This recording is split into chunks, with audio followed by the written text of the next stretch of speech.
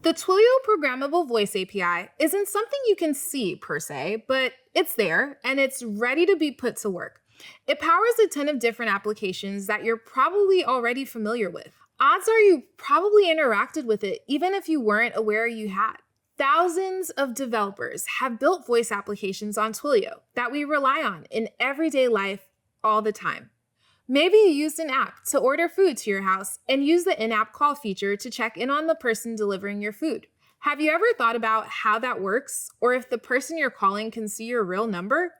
In that example, Twilio sits in the middle of you and the delivery worker, connecting your call, but also ensuring that neither of you see each other's real personal phone numbers. So you can connect easily, but also securely. That's all possible with a little code and the Twilio Programmable Voice API. If you've called your airline through their app without having to remember a 1-800 number yourself, that's likely happening with the help of a stellar developer and a great voice API.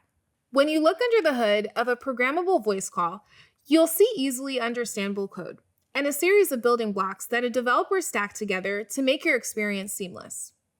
This code abstracts away the complexity of something that's pretty complex, a phone call. Let's not shy away from how cool it is that you can press one button and make a phone ring on the other side of the world. But while developers might be great at coding, they might not be as great at developing telecom or telephony infrastructure from the ground up, or figuring out how to make it all controllable with code. That's what Twilio's for. With Twilio, you can control everything about a phone call with code. You can focus on what you're best at, developing. We're going to teach you how to use each building block of the Twilio Voice API to unpack that magical feat of engineering, that is, a call. Let's first start with a very brief and basic primer on how Twilio Voice works before we dive into the tutorial. In this example, we'll imagine that you want Twilio to play a particular song when someone dials a number that you've provided in your app. How would you make that happen? What parts of your app, your code, and Twilio need to talk to each other?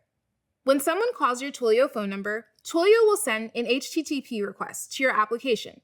Ideally, that's the code you've written, hosted somewhere, like Heroku, Cloudflare, AWS, or another cloud-based server where Twilio can access that code. Your code will then generate an HTTP response that instructs Twilio how to handle the call that just came in. With those instructions in hand, Twilio will then respond as instructed to the call. As an example, it would play a particular song. That's the basic structure of Twilio's Voice API. We write code that instructs Twilio how to interact with the call.